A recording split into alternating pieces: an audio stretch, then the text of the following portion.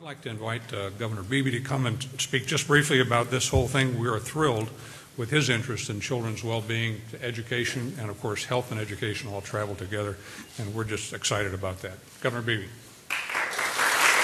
Thank you. Thank you.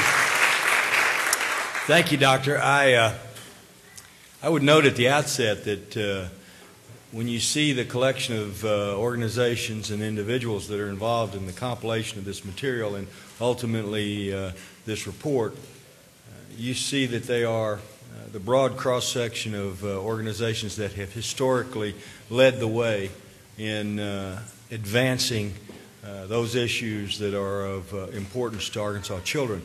And it's no accident that once again these same organizations have stepped up to give us an inventory, if you will, a current baseline status report of where we are as a people and where our children are in the area of health care.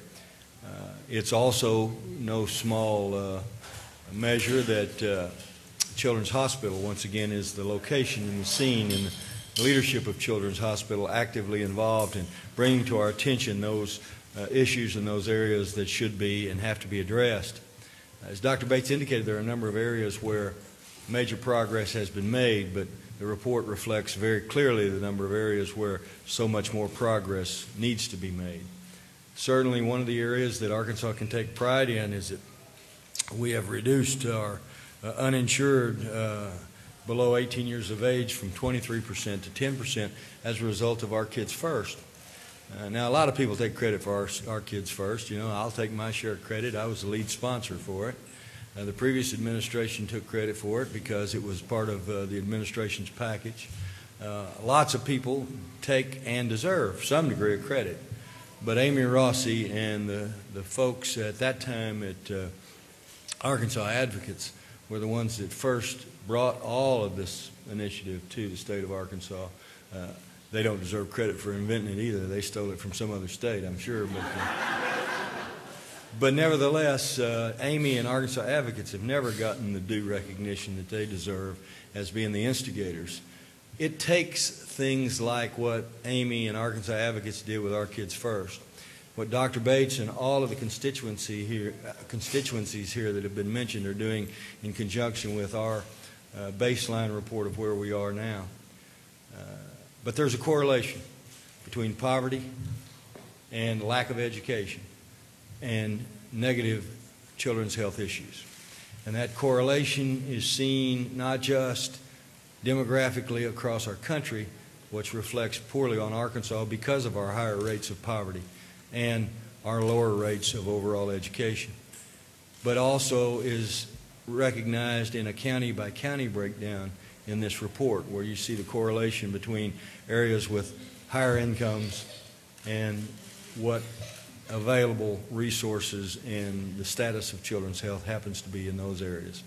So as we attack children's health issues, and as we send this call out now to go forward and come up with action plans that really respond to the information provided in the report, so too must we constantly remember that the top two areas of emphasis in my administration tie directly into children's health issues, and that is improving the quality of education from cradle to grave and economic development, thereby lifting folks out of poverty.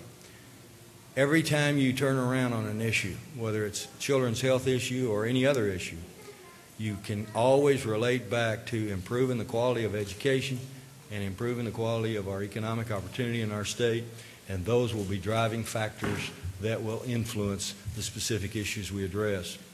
I've long been a major cheerleader and supporter of Children's Hospital, Arkansas Advocates, the Clinton School, and so many other groups that are reflected in this work.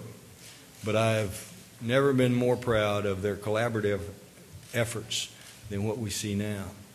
And I'm very proud of my wife, who has taken on as a major project one aspect of the subject of this report. Now, she always fusses at me if I talk about stuff she was going to talk about. So I'm not going to say anything at all about a system of care. But the operative words that Dr. Bates mentioned about we, us, all of us, is, I think, the roadmap that we all should follow.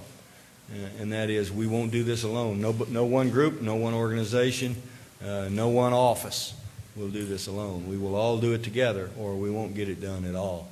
So with that being said, congratulations for a wonderful start in terms of showcasing the nature of the strengths and weaknesses and where we need to go. And now it's a call to action with all of these folks and organizations and more, so that we can do what we need to do for our children. Dr. Bates?